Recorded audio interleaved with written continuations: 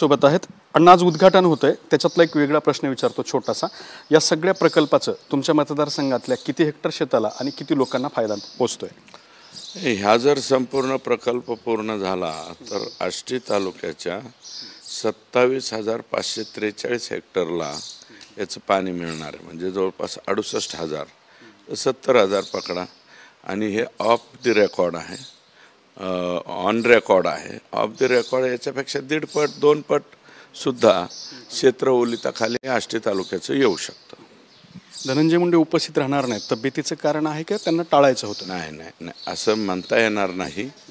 त्यांनी त्यांच्या करवी फोन करून सांगितलेलं आहे की माझं डोळ्याचं ऑपरेशन आहे, मी येऊ शकणार नाही. ते जरी आले असते तरी स्टेजवरती, कारण हा शासकीय कार्यक्रम आहे, आम्ही त्यांचंही स्वागत केलं असतं. ठीक आहे, उद्या टीका करील मी त्यांच्यावर, परवा करील, पण आजचा दिवस जो आहे तो टीका टिप्पणीचा नाही किंवा मतभेदाचा नाही. आणि आम्हाला काय आहे की माझा पाटोदा आणि शिरूर तालुका हे आष्टीचं सह पाटोदा आणि शिरूर तालुक्याला 3.57 TMC पाणी आम्ही आज साहेबांना मागणी करणार आहोत. आणि साहेबांनी राज्यामध्ये एक कल्पक मुख्यमंत्री आहेत, त्यांच्या कल्पनांमुळंच अनेक योजना, यामुळे तुम्ही कोस्टल रोड बघा, विदर्भाची 1 लाख 1.25 लाख हेक्टरची ती योजना बघा, त्याच्यानंतर हे पश्चिम वाहिन्याचं पाणी इकडं तुटीच्या खोऱ्यात आणून टाकणं बघा. हे सगळ्या अशा योजना आहेत. मोनोरेल, मोटोरेल, त्या काय म्हणतात, ह्या सगळ्या योजना ज्या आहेत ते देवेंद्र फडणवीस साहेबांच्या आहेत.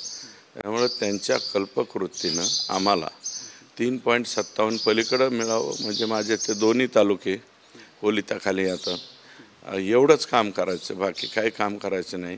आणि शिक्षणाच्या बाबतीत जे आम्ही जरेवाडी पॅटर्न चालू केला आहे माझ्या मतदारसंघापुरता, आता त्या दिवशी पालकमंत्र्यांच्या हस्ते COनी जिल्ह्याकरता लागू केला, पण त्याचं सगळ्यात जास्त फोकस हा मी माझ्या मतदारसंघामध्ये करणार आहे.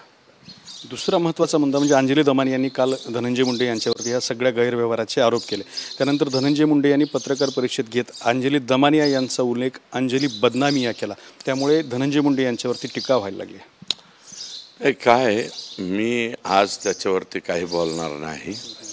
आज माझ्या आनंदाचा आणि माझं जे ड्रीम प्रोजेक्ट आहे त्याचा कार्यक्रम आहे, त्याच्यामुळे आज मी बोलणार नाही. उद्याही दमलो तर उद्या नाही बोलणार, पण परवा दिवशी बोलले. मला वाटतं आज वादाचे विषय नको. धनंजय मुंडे यांनी काल पत्रकार परिषदेत असं सांगितलं की अजितदादा किंवा मुख्यमंत्र्यांनी माझा राजीनामा मागितलेला नाही, मात्र तुम्ही असो, दमानिया असो किंवा विरोधी पक्षनेते असो, ते सातत्याने म्हणतात की धनंजय मुंडे यांनी मंत्रिमंडळातून दूर हवं. आज मुख्यमंत्री येत आहेत, या संदर्भात मुख्यमंत्र्यांकडे काही बोलणार आहात का? मी राजीनामा मागितलेलाच नाही अजून. मी राजीनामा अजून मागितलेला नाही. तुम्ही चुकीचं बोलताय. तुम्ही माझे एक तरी बाईट इतर जे विरोधी पक्षनेते वगैरे म्हणून त्यांचा उल्लेख केला. बाकीचे लोक सगळेच करतायत ना. आता महाराष्ट्रातलं कोण राहिले राजीनामा मागायचं? तर ते मी म्हणतो ना, आज वादाचा विषय नको प्लीज. आज माझा गोड दिवस आहे, माझ्या जीवनातला परमोच्च आनंदाचा दिवस आहे. जे स्वप्न मी 2005-6 साली बघितलं, 7 सालापासून त्याला वेग येत गेला. 8ला केलं, 9ला केलं, 14पर्यंत काम करत राहिलो. आणि 14पासून आतापर्यंत तो प्रकल्प बंद होता. कुंटेफळ साठवण तलाव तो जोरात सुरू झाला आहे आणि सगळ्या लोकांचं कल्याण होणार आहे.